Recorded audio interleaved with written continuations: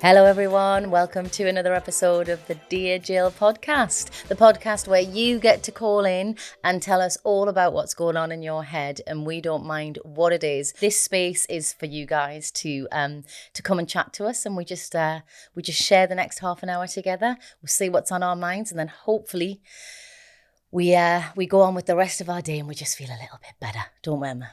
Well, we try to at least. We do try don't to. We? Yeah, we do. Talking of feeling a bit better, I was having a chat with my boyfriend the other day, and we were having a chat about, the chat you always have with your partner about your crushes. Yes. You know that like really famous episode of Friends when they have like the laminated card about who they can, like the free pass. Yeah. And he was telling me about who his crushes are and who his free pass would be. And you imagine that you might get a bit jealous, or you might be like, The feeling I had when he told me who his crushes were, oh my God, you've got such amazing taste. Like the women that he loves, I was just so impressed that he loved them. Do you want to know who they were? Go on. Tina Fey. Oh, Emma. I don't know. Emma, how can you not know who Tina Fey is? Please, anybody in the studio, do you know who Tina Fey is? Right, they're all nodding. Okay, nods. She's an amazing writer, comedian, actress. She worked on SNL for years. She was the head writer. She wrote Mean Girls. She wrote Pitch Perfect. I mean, she's just amazing, right? And her and Amy Poehler are kind of like, they often will kind of like present things together. But she's such an intelligent, funny, like she's the kind of woman that you would have a crush on. You would have like your woman crush on. Mm-hmm. So I was like, Tina Fey, that's amazing. Second one, Aisling B. Irish, comedian, writer, actress, hilarious. Again, so bright, just like shiningly bright and quick. And I was like, oh, wow, that's so cool. And then his third one, Anna Kendrick. Again, American actress, love her. She's so interesting. She's so cool. She writes, she directs. And I was thinking, these are just like really impressive crushes. I've never had that feeling before. I just thought I could probably crush on them as much as you could. So that was really interesting. Good that you're on that lineup, of powerful women in there. I mean, I just thought that I just was like, I think I fancy you more because of who you fancy. Yeah, not the classics, you know what I mean? Yeah, not the obvious. Yeah. Have you had that chat with your boyfriend? Absolutely. We have our a green card that if Right. if the occasion occurs, we can go ahead and partake in actions with this person. We share the same person. Okay, give me the name. Stephen Mulhern. Ah, really? Bet you didn't think that one. That is so not what I thought you were going to say. So go on, tell me, explain. Just a fun guy. He's alright. I'll probably close my eyes, but it's just to say that you have, Like, I've been with Stephen Mulhern. What a lovely guy. And your boyfriend also crushes on him? Yeah, so it's fine. So you maybe, well, Well, all at the same time? Maybe. I don't know. That'll be too much. We could ask Stephen. We'll see if he's busy. Who else? I do fall into the classics. Go on, tell me. I'm trying to think who I'm really crushing on at the moment because it goes through. Yeah, mine go through phases as well. I mean, Ewan McGregor's always there. He's been on my card since Trainspotting. I literally fell in love with him. Nice. As Renton. Mm-hmm. And Jason Bateman, do you know him, the actor? No. Well, he does a podcast called Smartless with Will Arnett and Sean Hayes. And I've always liked him, but particularly on this podcast, because you get to know people a bit more, don't you, on podcasts. I just think you'd be a right laugh. You'd be really, really good fun. And of course, he's good to look at. That's always a plus. There's two of mine. Have you thought of anyone else? I'm a big Formula One fan. Daniel Ricciardo. He's an Australian, tall, out and handsome, absolutely beautiful. Amazingly, because it's sport. I do know who you're talking about. And very, very attractive, yes. But I think it's all about, you've got to have the looks, but if you've got a little bit of personality, whoa. Yeah. You know what I mean? Absolutely. Yeah, like there's people who I don't know a lot about who just purely based on the way they look, I would. Like Javier Bardem. Yeah. And you just go, I'm sorry, but Yes. I don't know, even I've got no idea what you're like, but you are so sexy. It's ridiculous. So that was really interesting. That's honestly really good that you can, you had your list, his list, and you're like, you can see maybe parallels. And then your list, does he look anything like... No, not really. And the thing with my exes and also my crushes, there's never a thread that runs through of like they all look the same or they're all kind of the same. I'm probably a bit like you.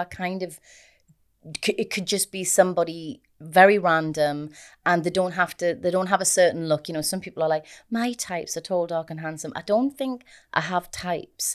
I'm very attracted to the person. Yeah.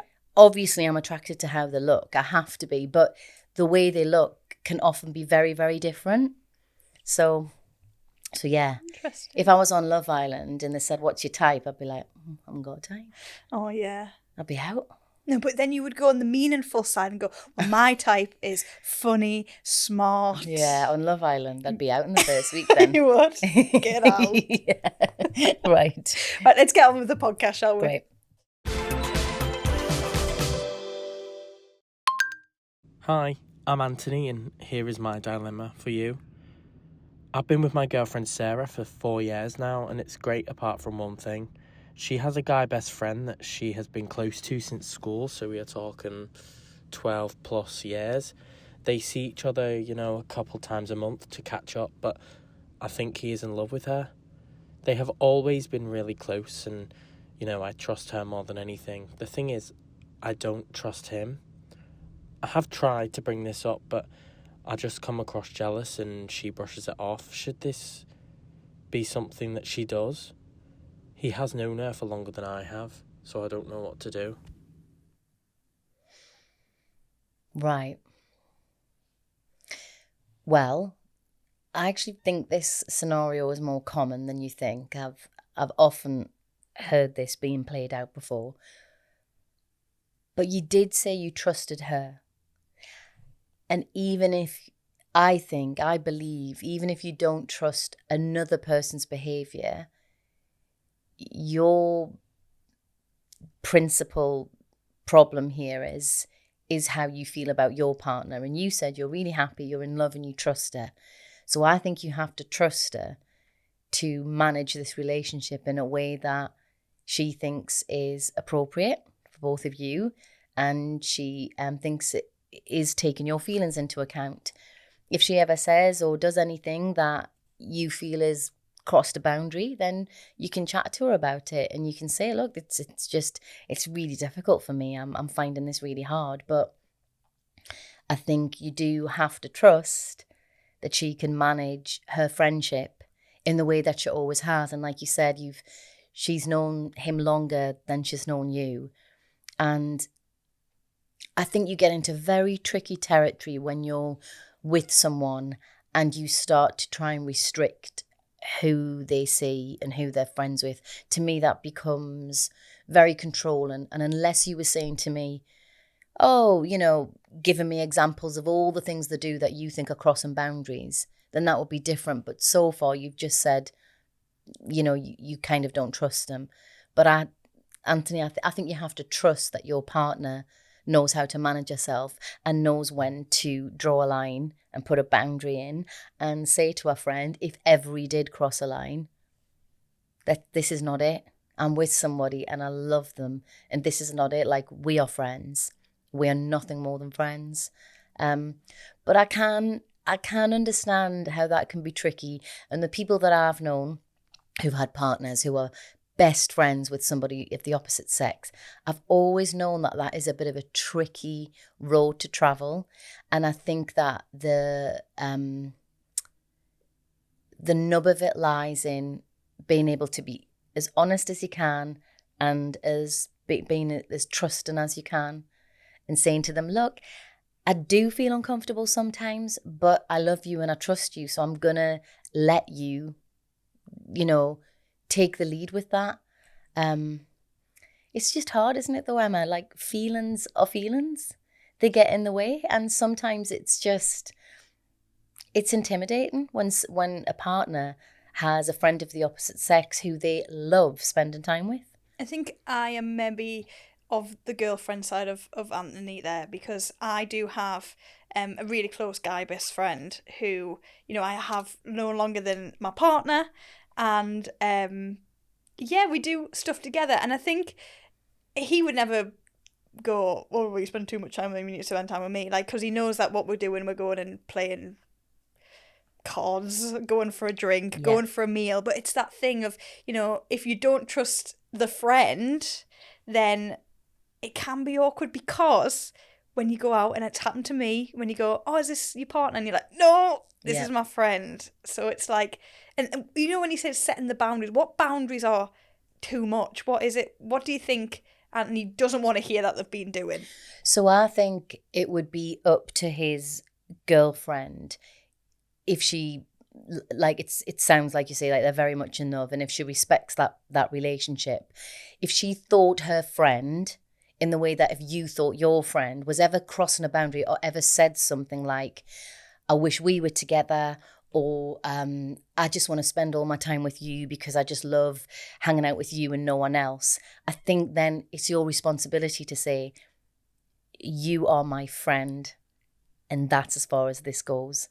This person that I'm with is somebody who I love romantically and who I want to be with and possibly have children and do all of the other things that people plan to do with their partners. And so that's what I think it is. I think it's the responsibility of the person in the relationship to make sure that the friend feels valued, feels like the friendship is still there. There's no reason why a friendship should ever stop because you're in a relationship. But if anyone out there is listening and feels like they're allowing their friend of the opposite sex to somehow feel like there might be something, that to me is when you're crossing a boundary. So only you can know this. And if you're getting a funny feeling in your stomach when I'm talking about it, then you might be like, okay, I'm probably doing that. So that's what I would do. I would just make sure that that friend was fully aware that that's what we were. We were friends. And I think if that's the case, then friendships like that can thrive. And I think it's lovely. I think it's crazy to think that we should only be friends, close friends with people of the same sex. I think it's nonsense. Why? Like, people are people. And has it ever caused any kind of...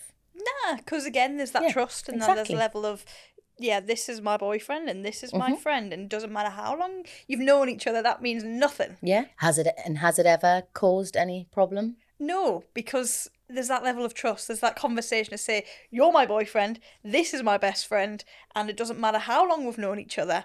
It's just, that's the way it is. Have you got guy best friends? Have you been ever in that situation? I don't have a guy best friend, but I do have guys who are friends. But no, it's never really been a problem either for me, because I think very, very similar to you, that's my responsibility. If I thought that I was behaving in a way that if my partner was sat beside me, it would look weird, then I know I've crossed a line, and that's not what I want to do. So I think you take accountability. You're in charge of your own behavior when you're hanging out with this best friend, and you also should make that person be very, very aware of what that relationship is. And if you for a minute think that they think, but it might happen between us, then I think you probably need to say it's not going to. That would make me feel uncomfortable, actually, if I thought that. And if it was she was on the other foot, like, obviously it's Anthony talking about his girlfriend. If it was me talking about my boyfriend, you have the classic, oh, they always say it's the girl that you shouldn't worry about. And then it is, I know. But you know what? I really believe as well that when people bring those scenarios to the table and they say, they ran off with their best friend, that was because they were always going to do that. Like, they were always in love with each other. So I don't think it's anything to do with they spent too much time with them or something like that. It's like, listen, if you're going to fall in love with someone, you're going to fall in love with them. So you got to trust that Anthony and his girlfriend love each other, and that's how it is. That's the bigger picture. That's the bigger picture, yeah.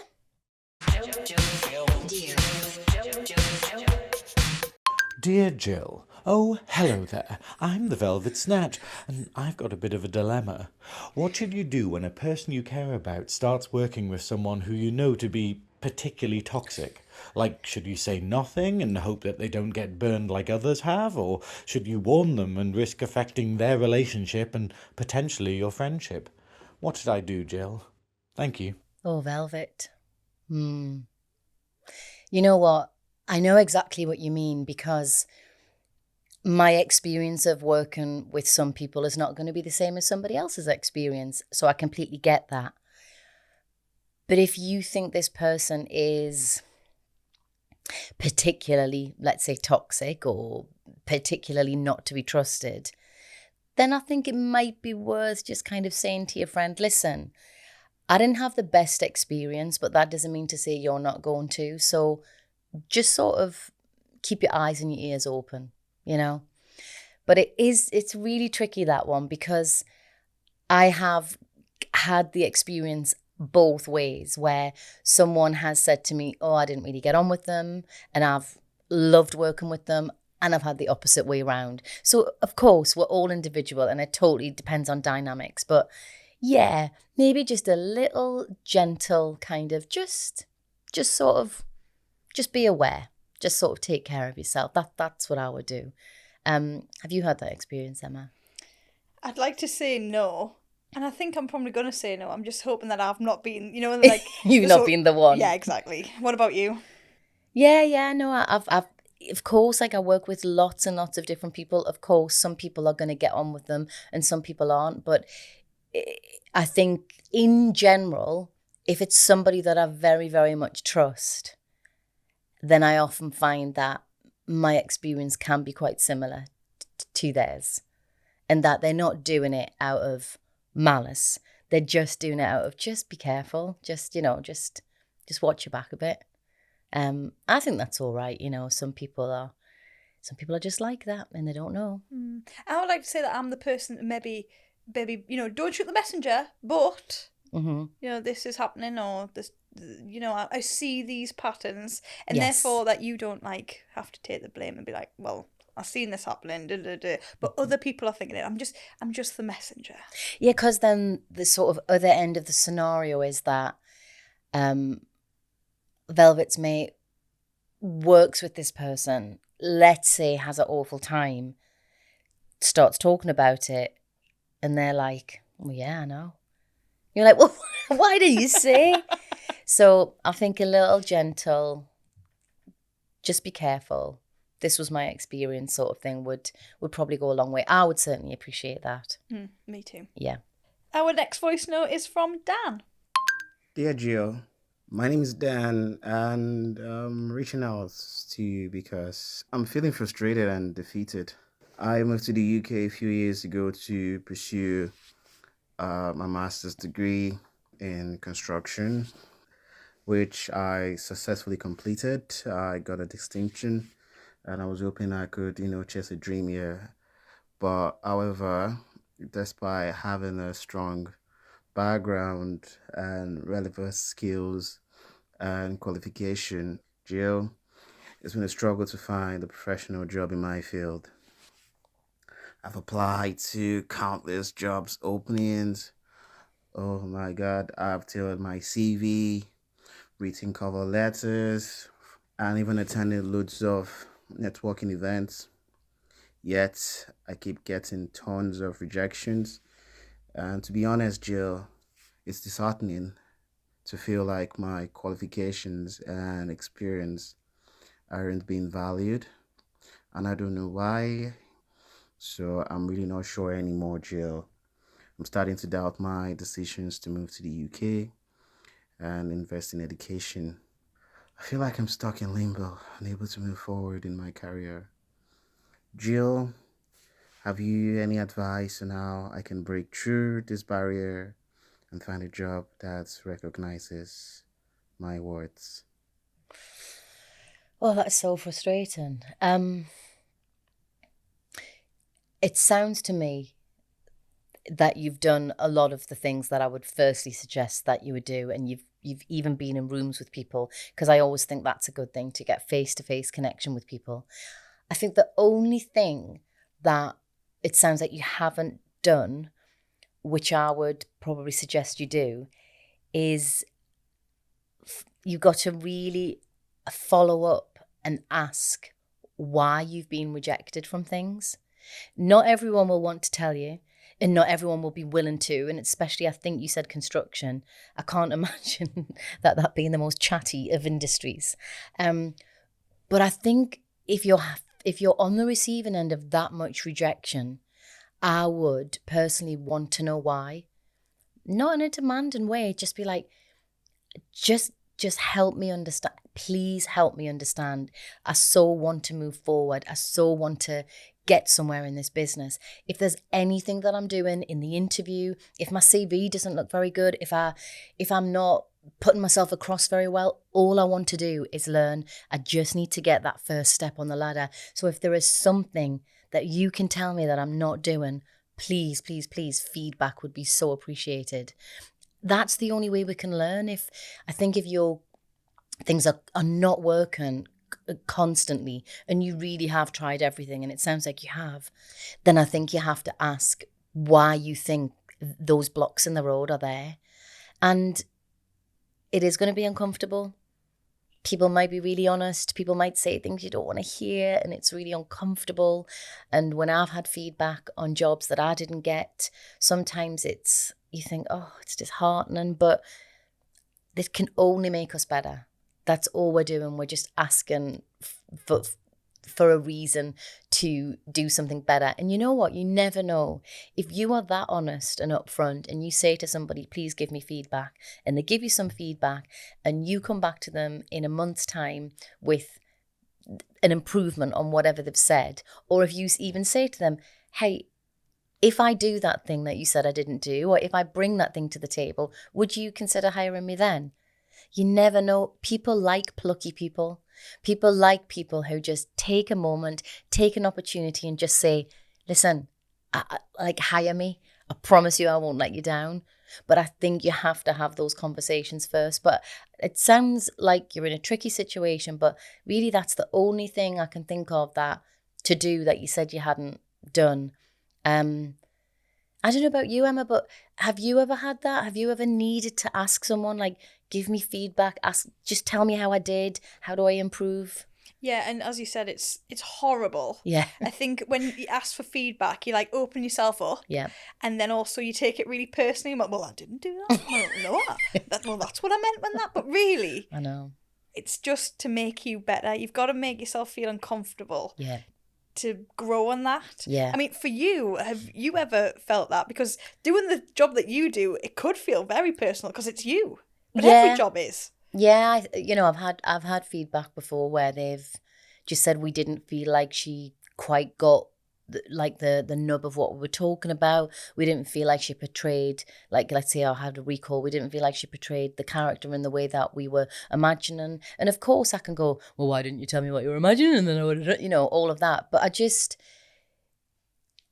think that if you really think about it, and it's what's good for me is I can then go on to watch the person who got that job.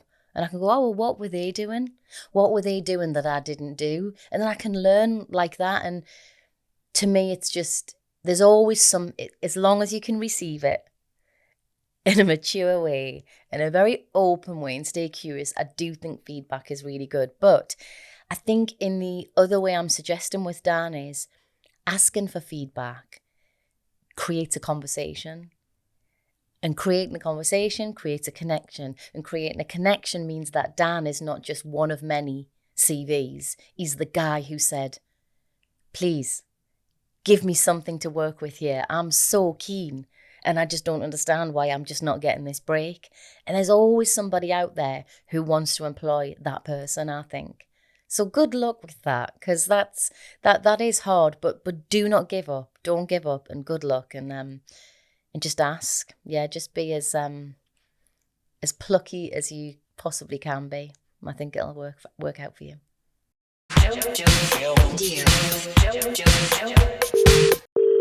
Hey, Andy. Hi, Jill. How's things? Yeah, they're all right. They're all right, thanks. Trying to be as normal as possible. Yeah. But yeah, What's going okay, on? back in work and back in the gym. So my father passed away about 3 weeks ago, and it completely came out of the blue. He was kind of diagnosed at the start of the week. The next week he was admitted to hospital, and then within a couple of weeks he passed on. He'd never been ill before. So it was all a massive shock. He's only sort of 69, not long retired. Kind of had a good few years ahead of him, a fit bloke, a manual worker. So yeah, he kind of passed. And I suppose where I'm at now is I'm kind of a bit concerned about how well I've taken it. It was something that consciously, like we all do, we kind of worry about our parents getting older and stuff like that, and worry about what could happen.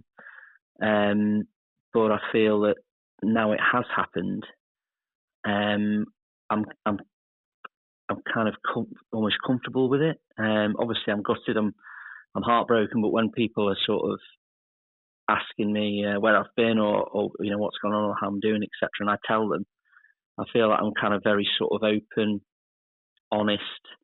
But I'm just a bit concerned that I'm a little bit too okay with the situation. Yeah, I get that. I get that completely. And you know what?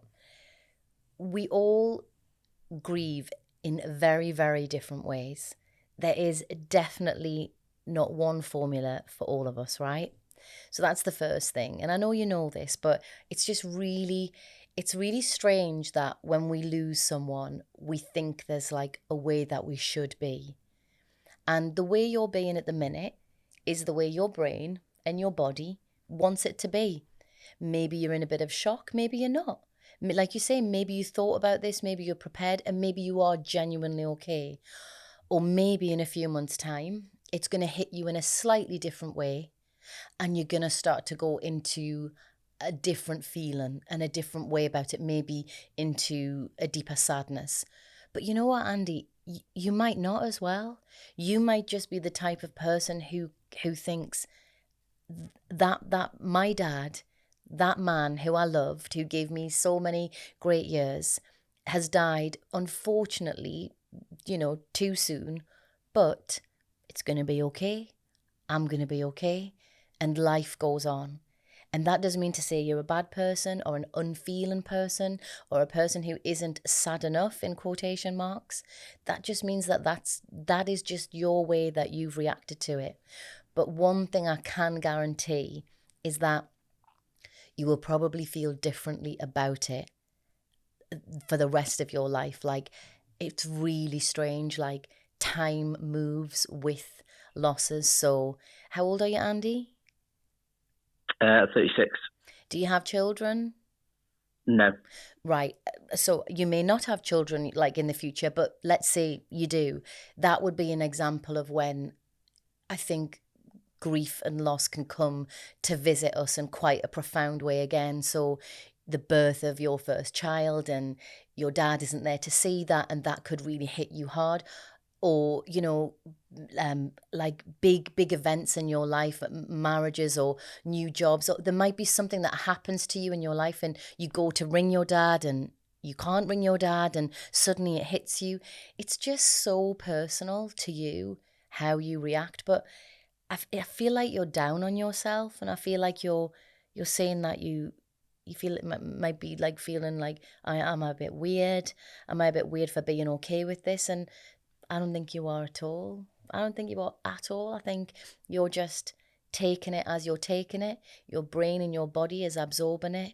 And like I say, there might just be different moments for you where you take on that news in a very different way. My stepdad died last year, and he was in his 80s, and he had been ill for, a good few years. So it wasn't completely unexpected.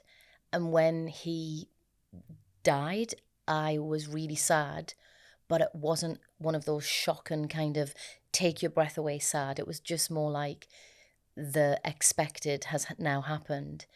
And much like you, I kind of got on with things, and I was thinking about it, and I was thinking, oh, this is kind of strange. I don't feel like I've had that moment yet. And then I was looking at some cards in the new year, and I think I was looking to send a card to my friend, just like a how are you card. And I came across a Father's Day card that I'd bought last year. I must have liked it and thought, oh, I'll send that next year. And I just had that moment then of like, oh, I'll never send that. I'll never send like a Father's Day card again. And that really hit me in that moment.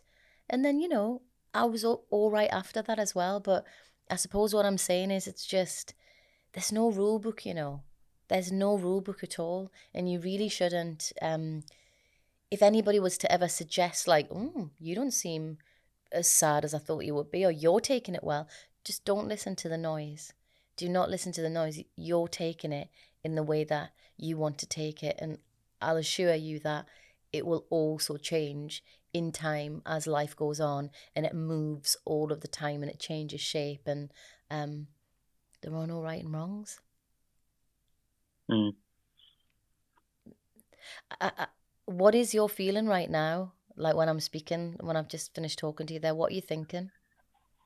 Yeah, I think I'm concerned that, like you said, I'm kind of expecting it to hit me at some point, but I also don't feel like I'm kind of in the bubble anymore where I'm expecting him to come home and stuff. I had a sort of, you'll kind of know about this sort of stuff, but people say sometimes there are signs, whether that's sort of being a dream that you have, or an animal or a coincidence or something like that. So I had a dream the other day that I kind of met him, and in the dream it was very much like, oh, you're here. So I'll give him a hug and everything, and then he sort of said, I'm not really here. So it was only when I sort of woke up in the morning, I was a little bit, it was kind of the disbelief, if you know what I mean, that he wasn't actually sort of coming back. So there are little signs like that, but in terms of how I'm feeling, we've got the funeral on this Thursday. Obviously, that's going to be a bit of a tough day. But like I say, in terms of everything at the moment, I'm very much a person that's kind of acknowledged it. I'm quite accepting. Did some work a few years ago on acceptance and stuff like that. So maybe that's sort of paying dividends now. But I'm kind of aware that there'll be good days and bad days in the future, I think. So, and that's it. That's kind of where I am. And you haven't even got to the funeral yet. I mean, I think the sort of acceptance piece around grief, I think is really, time-wise, it just happens differently for everyone. But if you haven't, even had the funeral yet, then it might be quite a lot for your brain to take in. And actually your dream seems quite profound in the sense that maybe there's a feeling for you that he is still here and that he hasn't gone. My mum said that when my dad died in those first couple of weeks, like leading up to the funeral, she just thought he was upstairs a lot of the time and in the bedroom, or down the club, or it was like it just hadn't hit home. And it is, when somebody is here 1 minute and then not here the next minute, that's an insane concept and idea for our brains to take in. And it may just be that, it's less about acceptance, and you're just literally processing the fact that, your dad really went quite quickly and unexpectedly, and it's taken your brain a while to catch up even with that idea. But just keep talking. Make sure you've got people around you who you feel really comfortable with and who you trust, and just keep talking about it like you're talking to me, though, like even about feeling weird about not feeling a certain way or feeling a different way. Just keep the communication going, and whatever you do, don't go into your own little bubble and stop speaking to people. But I'm really sorry. No, I'm really sorry for your loss, and just know that there's like so many of us out there that completely understand what that feels like, and that you don't have to be alone in it. There are lots of us around. But I'm really sorry. Yeah. Cheers, Jill. Thank you. No worries, Andy. Take care of yourself. Cheers. All Bye. right. Bye-bye. Bye. It's really, you know what? It's so... I get a lot of people talking to me about how they think they should feel. It's like as if we're not going through enough. We then start judging ourselves. But should I be this? Should I be that? Should I be more? I mean, our brains are crazy, aren't they? And I think it's it's like that feeling when women talk about it a lot when they have a child, and people will say like, it was the happiest day of my life.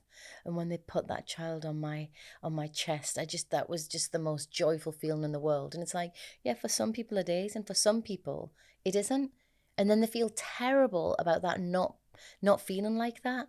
And this is the same thing. It's like, please, the last thing you need to do is judge yourself, Just let things be as they are, and things will definitely change as long as you stay open and aware to your feelings all of the time. It was interesting how Andy was talking about, he's had some like thoughts on acceptance and that, and that maybe is playing a part. Well, it probably is. You know what I mean? Like you've built up this resilience and this way of coping, and then it's now just going into action. And you probably don't even realize it, and that's so good. Yeah, and it, a lot of the pain when people, when you lose someone, sometimes the most painful part of it can be the not accepting it. It can't be true. It can't be true. They can't be gone. This can't be real. This can't be my reality. That makes you stay in pain for a long time. So if Andy is absolutely already at the acceptance stage of, yeah, I know this has happened, then what that means is he will get to the sadness. And there will be sadness. I will guarantee there will be sadness. But it might come to Andy in unexpected ways, or at times where it catches him a bit more off guard. And there's nothing wrong with just being able to get on with your life. Not everybody can't go to work. People want to go to work. People want to go to the gym. What people do, whatever they need to do to just make themselves feel as normal as possible, because something a bit more abnormal has happened, Absolutely. So yeah. And it was also interesting. I know we've talked about dreams before on the podcast, but I don't think I've ever told you this, that I'm very much a spiritualist, and I go to like places that speak to the higher side like of life. spiritualist churches and yeah, things. Yeah, Oh, so do you? I used to go like every Sunday. We'd go do our hymns and go and do that. And one thing that we always say in that is that in a dream, that is like the closest you can be with someone, because that is maybe a time for the spirit world to come in and go, we are here. And it was so interesting to say Andy, had that connection to say, oh, you're here, and he's like, actually I'm not. Maybe that's a little his dad saying, yeah, I'm just remember, like I'm not. I'm here, but I'm not. Yeah. So it's fascinating. When my partner died, I don't think I dreamt about him for about 2 years, and I was so annoyed with that. I was annoyed at him. I was like, how dare you not visit me in my dreams? Every night I would go to sleep and go, please come and see me in my dreams. Please, I just want to talk to you. I just want to have a conversation. I'd wake up and I'd be like, you didn't come and visit me. And then, of course, when I stopped trying, then he would come and visit, Maybe, you were asking for it. You just need to exactly let them surrender. But yes, it is. It's like sometimes now it's very rare actually for me, but sometimes I'll have a dream about my dad. Oh, and it's lovely. Oh, it's so nice. It's so lovely when people come and visit you and you have little conversations, a little chats, and they're just there. And now, it isn't a terrible feeling to wake up from that dream and be like, for a minute there, I thought they were alive, because it's almost like so much time has passed with my dad that I don't get that feeling when I wake up. I just think, oh, that was so nice. We spent some time together, so that's really cool. That's nice. Yeah.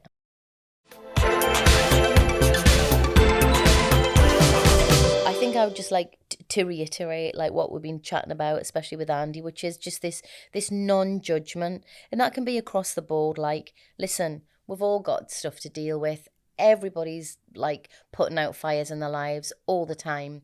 Please, let's just, accept that we're trying to do our best, and let's not judge how we're also coping with that thing as well, or the thoughts that we might have, or the way we think people are thinking about us. Just just be a little bit less hard on ourselves, I think. Yeah. And just remember, you can always message us and tell us what's on your mind. We would love to hear from you. And I'll see you next week.